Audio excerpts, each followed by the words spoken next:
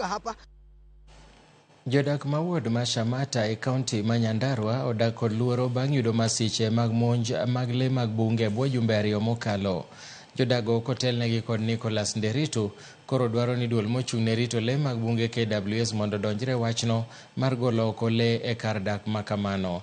Kata kamano, jalup jatend KWS Hassan Alkano okwayo jodago mondo go lipot moro amora motenore kod monjgo e kinde ma gitimore kar keto yot e kedo kod le goeko kendo golo siem ne jodago eko mondo kik tem ka gikedo gi le goeko giwegi.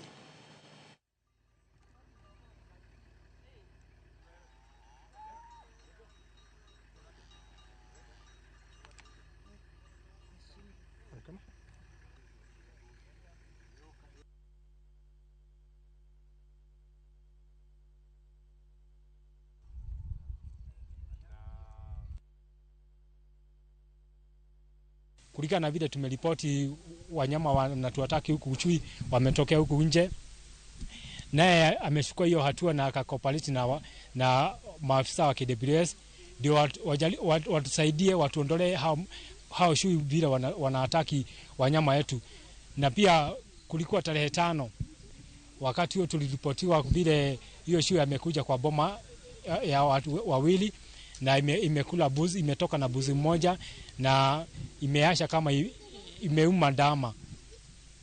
Kama kuna mnyama yote amekuliwa, livestock, ambao amekuliwa na wanyama msituni within 72 hours.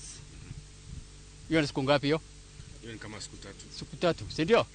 Lazima mimi umenijulisha. Na nikuja nidhibitishe ni ukweli. Kuna mahali nitaandika, si ndio? Kuna form nitakupatia ujaze. Hiyo within 72 hours.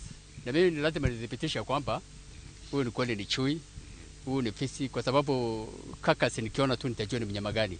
Kama ni fisi amekula, nitajua. Kama ni chui ndio amefanya hiyo madhara.